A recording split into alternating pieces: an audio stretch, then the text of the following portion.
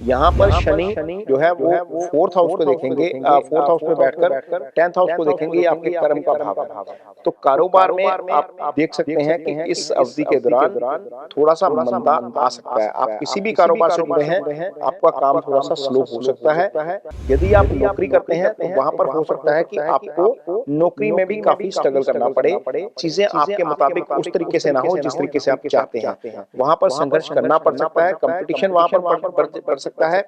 आपका रिकॉग्नाइजेशन, जो काम के लिए आपको रिकॉग्नाइजेशन मिलता है, उसमें समस्या हो सकती है। 2025 में शनि बदलने वाले हैं अपनी चाल। धनु राशि वालों पर होगा कुछ ऐसा असर। जाने लोहे के पाए में शनि का धनु पर प्रभाव। मेरे YouTube पेज एस्ट्रोनेश पर आपका स्वागत है। नमस्कार, मैं हूं नरेश कुमार। सबसे पहले उन दर्शकों का धन्यवाद जिन्होंने पेज को सब्सक्राइब किया है, पेज के वीडियोस को शेयर कर रहे हैं, लाइक कर रहे हैं और कमेंट बॉक्स में हमें अपनी राय भी लगातार भेज रहे हैं। दोस्तों, आज के वीडियो में बात करेंगे शनिदेव की। शनिदेव का गोचर होगा अगले साल 29 मार्च 2025 को शनि मीन राशि में गोचर कर जाएंगे। जैसे ये मीन राशि में गोचर करेंगे, धनु राशि के ऊपर शनि की ढैया शुरू हो जाएगी, क्योंकि यहाँ पर ये गोचर फोर्थ हाउस में होगा और फोर्थ हाउस का शनि का गोचर धनु राशि के जातकों के लिए अच्छा नहीं है। शनि धनु राशि के जातकों के लिए वैसे भी अच्छा फल नहीं करते, क्योंकि ये गुरु की राशि है। गुरु की राशि होने के कारण शनिदेव यहाँ पर दूसरे भाव के स्वामी हो जाते हैं, जो मारक स्थान होता है, और तीसरे भाव के स्वामी हो जाते हैं, जो अशुभ भाव होता है। तीसरा भाव अशुभ इसलिए होता है क्योंकि ये अष्टम भाव का अष्टम होता है, इसलिए यहाँ से संबंधित फल खराब होते हैं।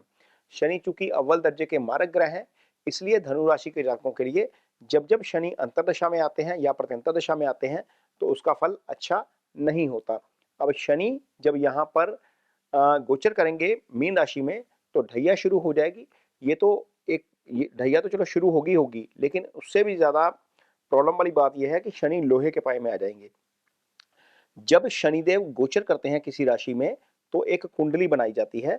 उस कुंडली में यदि चंद्रमा किसी राशि के चौथे, आठवें या 12वें भाव में आ जाए तो जो शनिदेव जो है वो शनि का जो पाया जो है वो लोहे का हो जाता है। यानी कि ये जो 29 मार्च 2025 की कुंडली आपके सामने लगी हुई है, यहाँ पर शनि जो है वो चौथे भाव में है। इसके साथ ही चंद्रमा भी चौथे भाव में आ गए धनु के। तो धनु के चौथे भाव में चंद्रमा का आना, शनि के साथ आना, ये लोहे का पाया जो है वो बनता है। जब हम कुंडली बनाते हैं, ये आपके सामने कुंडली है, ये मीन राशि में चंद्रमा है तो धनु राशि के ऊपर लोहे का पाया आ जाएगा। लोहे का पाया अशुभ फल कारक होता है। वैसे जब 12 राशियां हैं तो लोहे के पाए के साथ साथ ताम्रपाद होता है, स्वर्णपाद होता है और रजतपाद होता है। तो यहाँ पर लोहे का पाया अच्छा नहीं है। यहाँ पर खास तौर पर कुछ सावधानियां रखनी पड़ेंगी। ये वीडियो जो है वो डराने के लिए बिल्कुल नहीं है। ये वीडियो थोड़ा सा अलर्ट करने के लिए है, क्योंकि यदि हम आने वाले समय के लिए थोड़ा सा अलर्ट हो जाए तो हम चीज़ों को ज़्यादा बेटर तरीके से मैनेज कर सकते हैं। यहाँ पर ये समझेंगे वीडियो में कि जब शनि ढैया से गुजरेंगे या ढैया होगी आपके ऊपर, ये लगभग 1061 दिन का समय है। चूंकि 29 मार्च 2025 से लेकर 23 फरवरी 2028 तक शनि यहाँ पर गोचर करेंगे। इस बीच 140 दिन के लिए 2027 में, वो भी 26 में भी नहीं, 25 में भी नहीं, 27 में 3 जून से लेकर 20 अक्टूबर का समय एक ऐसा है जब शनिदेव वक्री अवस्था में कुंभ राशि में आ जाएंगे। बाकी पूरा समय जो है वो यहाँ पर फोर्थ हाउस में ही रहेंगे। लेकिन 921 दिन का समय फिर भी आप मान के चलिए कि थोड़ा सा ज्यादा ट्रबल वाला रहेगा जब शनि आपके फोर्थ हाउस से गोचर करेंगे। और फोर्थ हाउस में जब गोचर करेंगे तो ये कुंडली आपके सामने है।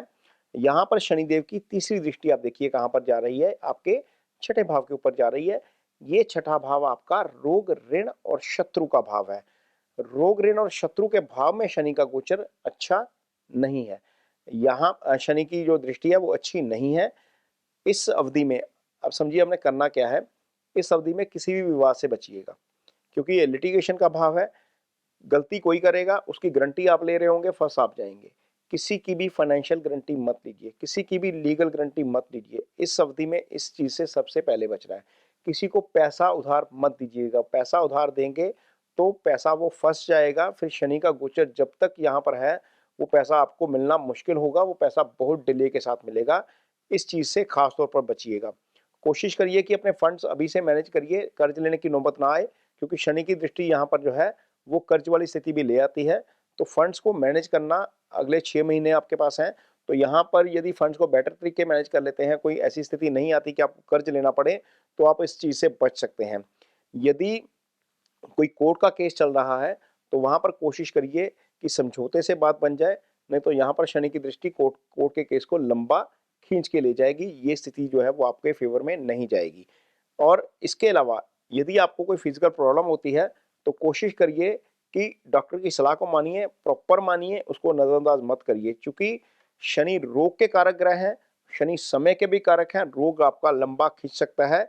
यदि आप डॉक्टर की सलाह को नज़रअंदाज करेंगे, आप दवाई समय पर नहीं लेंगे, आप प्रिवेंशन जो है वो नहीं यूज़ करेंगे। यहाँ पर शनि जो है वो 4th हाउस को देखेंगे, 4th हाउस में बैठकर 10th हाउस को देखेंगे, ये आपके कर्म का भाव है। तो कारोबार में आप देख सकते हैं कि इस अवधि के दौरान थोड़ा-सा मंदा आ सकता है। आप किसी भी कारोबार से जुड़े हैं, आपका काम थोड़ा-सा स्लो हो सकता है। यदि आप नौकरी करते हैं, तो वहाँ पर हो सकता है कि आपको नौकरी में भी काफ़ी स्ट्रगल करना पड़े। चीज़ें आपके मुताबिक उस तरीके से ना हो जिस तरीके से आप चाहते हैं। वहाँ पर संघर्ष करना पड़ सकता है, कॉम्पिटिशन वहाँ पर बढ़ सकता है। आपका रिकॉग्नाइज़ेशन, जो काम के लिए आपको रिकॉग्नाइज़ेशन मिलता है, उसमें समस्या हो सकती है। ये सारी चीज़ें आपको वर्क फ्रंट के ऊपर, प्रोफेशनल फ्रंट के ऊपर फेस करनी पड़ सकती हैं। और ये चीज़ें ख़ास तौर पर 2 महीने के लिए ज़्यादा होंगी, 29 मार्च से लेकर 29 मई 2025 तक, क्योंकि उस अवधि में राहु और शनि दोनों चौथे भाव में एक साथ में रहेंगे। ये इन चीज़ों का ख़ास तौर पर ध्यान रखना है। कारोबार में शनि पेशेंस टेस्ट करेंगे आपका, वहाँ पर थोड़ा-सा आपको अपनी एडवांस प्लानिंग के साथ चलना पड़ेगा। ये स्थिति आपके लिए अच्छी नहीं है। लोहे के पाए में शनि आपको खराब रिज़ल्ट करेंगे, अच्छे रिज़ल्ट आपको नहीं करेंगे। इसके अलावा शनि की दृष्टि आपकी राशि के ऊपर जाएगी।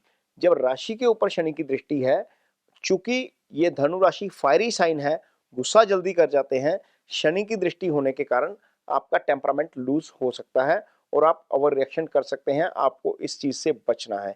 ऐसा हो सकता है कि आप इस अवधि में ज़्यादा एंथुसिज्म आप में ना हो, उत्साह की कमी आप में हो जाए, आप थोड़ा-सा सुस्त फ़ील करें, क्योंकि राशि ही शनि के प्रभाव में है। राशि ही शनि के प्रभाव में नहीं होगी सिर्फ़, आपका सप्तम भाव, आपका दशम भाव, ये पूरा केंद्र शनि के प्रभाव में आ जाएगा, क्योंकि इसका केंद्रीय प्रभाव भी होता है। जब हम प्लैनेट की गणना करते हैं, कैलकुलेशन करते हैं ट्रांजिट में, तो उसका केंद्रीय प्रभाव भी रहता है। तो केंद्रीय प्रभाव सप्तम के ऊपर भी रहेगा, आपकी अपनी राशि के ऊपर भी रहेगा। तो पार्टनर के साथ आपका कॉन्फ्लिक्ट हो सकता है, चूँकि आपका टेम्परामेंट हाई होने के कारण आप ओवर रिएक्ट कर सकते हैं कुछ मामलों में। तो कोशिश करिए कि अपने टेम्परामेंट को कंट्रोल रखिए, कोशिश करिए कि अपनी रूटीन को कायम रखिए। शनि डिसिप्लिन माँगते हैं, यदि आप थोड़ा-सा डिसिप्लिन्ड हो जाते हैं, तो आप इन चीज़ों से बच सकते हैं। सुस्ती जो है वो थोड़ी-सी अच्छी नहीं होती, क्योंकि शनिदेव स्लो हैं, मंदगामी हैं, 2.5 साल एक राशि में रहते हैं, तो कोशिश करिए कि थोड़ा-सा सुस्ती से बचा जाए, अपने टारगेट को लेकर जो है वो काम किया जाए, तो चीज़ें थोड़ी-सी बेटर दिशा में जा सकती हैं। धनु राशि वैसे ही टारगेट ओरिएंटेड राशि होती है, अपने लक्ष्य को निर्धारित करके चलती है, तो जब ये समय थोड़ा-सा टफ आने वाला है, तो उसको उस तरीके से यदि आप प्लान कर जाते हैं, चीज़ों को यदि आपको एडवांस में जानकारी हो जाती है कि किन एरियाज़ ऑफ लाइफ में आपको डिस्टर्बेंस हो सकती है, जैसे मैं आपको बताया कि कारोबार के मामले में, लीगल मैटर के मामले में, डेट के मामले में, ये चीज़ें थोड़ी-सी आपको डिस्टर्ब कर सकती हैं, या आप आपके अपने बिहेवियर के मामले में। यहाँ कोशिश करिए कि इन चीज़ों का खास ध्यान रखें।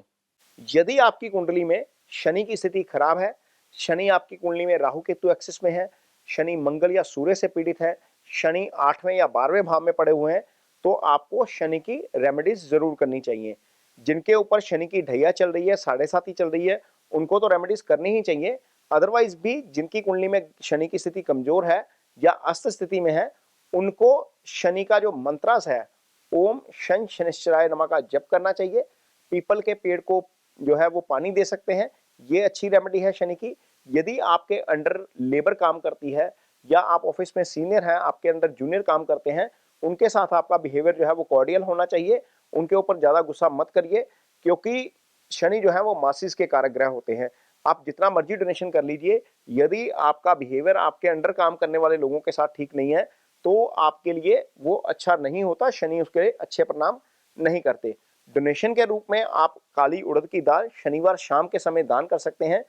दान करते वक्त और मंत्रास करते वक्त ओम शन शनिश्चराय नमः का जो जप करना है हमने, इसका जो बीज मंत्र है, ये करते वक्त आप अपना संकल्प जरूर लीजिए। संकल्प में आप अपना नाम बोलेंगे, अपना गोत्र बोलेंगे, अपनी राशि बोलेंगे, और जिस मकसद के लिए आप जो है वो ये रेमेडीज कर रहे हैं, ये उपाय कर रहे हैं, वो बोलेंगे तो उससे डेफिनेटली आपको शनि के जो खराब प्रभाव आते हैं उनसे मुक्ति मिलने में सहायता मिलती है। ये वीडियो आपको कैसा लगा, इस पर कमेंट बॉक्स में अपनी राय जरूर दीजिए। यदि ये वीडियो अच्छा लगे तो उसे शेयर जरूर करिए, पेज को सब्सक्राइब जरूर करिए। इसके साथ ही मुझे दीजिए इजाजत। नमस्कार।